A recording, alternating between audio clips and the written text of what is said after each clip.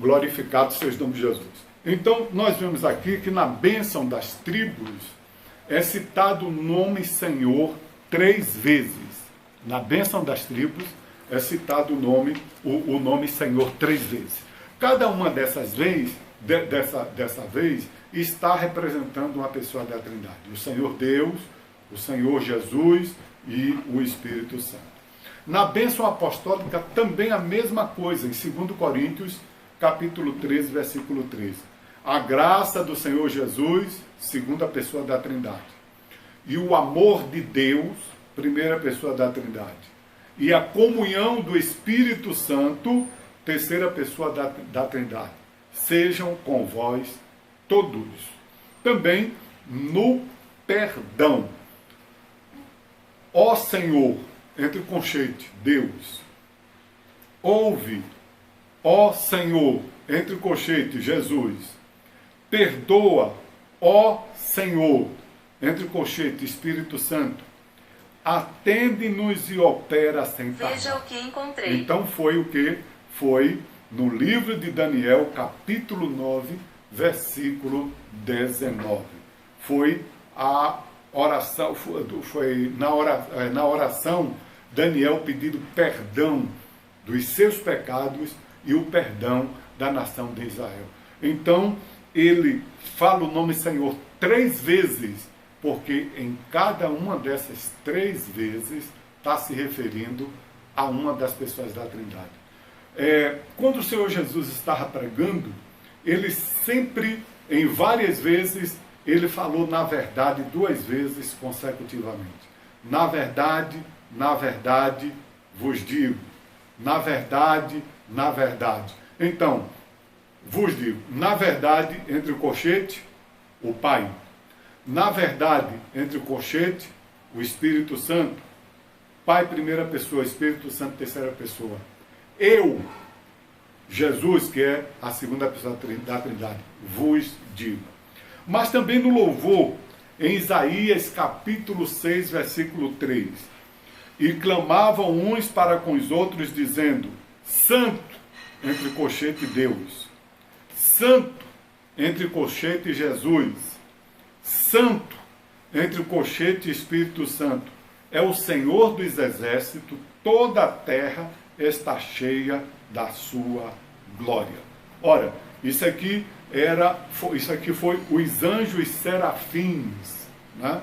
Isaías, na sua chamada profética, ele diz, no ano em que morreu o rei Uzias, eu vi o alto e sublime trono do Senhor, e os anjos serafins, com 2 asas cobriam o seu rosto, com 2 asas cobriam o seu corpo, com 2 asas voavam, e entoavam um cântico, ou seja, e clamavam uns para com os outros, dizendo, Santo, Santo, Santo é o Senhor dos exércitos, toda a terra está cheia da sua glória. Então, a palavra santo é repetida 3 vezes e cada uma dessas está se referindo a uma pessoa da Trindade. No batismo, Mateus 28, 19, portanto, ide, ensinai todas as nações, batizando-as em nome do Pai e do Filho e do Espírito Santo. Todo batismo cristão que for realizado, se não for no nome das 3 pessoas da Trindade, não tem validade. A ordem divina é batizando-as em nome do Pai, do Filho e do Espírito Santo. Nos dons, o apóstolo Paulo, em 1 Coríntios, capítulo 12, versículos de 4 a 6, nos dons, ele diz o seguinte, ora, há diversidade de dons, mas o Espírito é o mesmo. E há diversidade de ministérios, mas o Senhor Jesus é o mesmo. E há diversidade de operações, mas é o mesmo Deus que opera tudo em todos. Tá? Opera tudo em todos. Na unidade da fé, Efésios capítulo 4, versículo 4 e versículo 6. Há um só Espírito, um só Senhor, um só Deus e Pai de todos. Ou seja, há um só Espírito, o Espírito Santo de Deus. Um só Senhor, entre colchetes, Jesus. E um só Deus e Pai de todos. Efésios capítulo 4, versículo 4 e versículo 6. No testemunho, porque 3 são os que testificam no céu: o Pai, a Palavra e o Espírito Santo. E estes 3 são um. 1 João capítulo 5, versículo 7. Ora, os 3 que testificam no céu, um é o Pai e o outro é a Palavra. O apóstolo João, na sua primeira epístola, no capítulo 5, versículo 7, ele refere-se a Jesus à Palavra. Mas no 4º livro do Evangelho, escrito por ele refere-se a Jesus ao Verbo divino. E ele começa no 1º capítulo, a partir do 1º versículo do Evangelho de São João, dizendo o seguinte: no princípio era o Verbo estava com Deus e o Verbo era Deus. Todas as coisas foram feitas por ele e sem ele nada do que foi feito se fez. Tá? Então, no testemunho, 1 João 5,7, porque 3 são os que... já falei. Evidentemente, a presença do Espírito Santo é vista por toda a extensão da Escritura, sempre agindo de comum acordo com o Pai e o Filho, glorificado e exaltado seja o nome do Senhor. Vamos ainda falar sobre o seu relacionamento. A atuação do Espírito Santo pode ser vista tanto em relação ao universo físico como ao espiritual. Sua ação pode ser presenciada em ambos os testamentos. Entretanto, com maior impacto, o Espírito foi prometido para uma dispensação futura, a tal ponto que, nos tempos do Messias, ele seria derramado sobre toda a carne. Glorificado e exaltado seja o nome de Jesus. Né? Então, o relacionamento do Espírito Santo, ele foi presente em todas as dispensações. Né?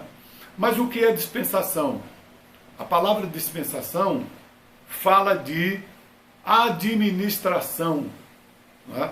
Fala do plano divino, a administração de Deus durante o plano divino, através dos séculos. E o Espírito Santo, ele se fez presente em todas as dispensações. A palavra dispensação, uma das definições técnicas dessa palavra, é a seguinte: é um período de tempo probatório que Deus prova para aprovar ou reprovar o homem. Essa é uma das palavras. E o Espírito Santo se fez presente desde a dispensação da inocência até a dispensação vindoura.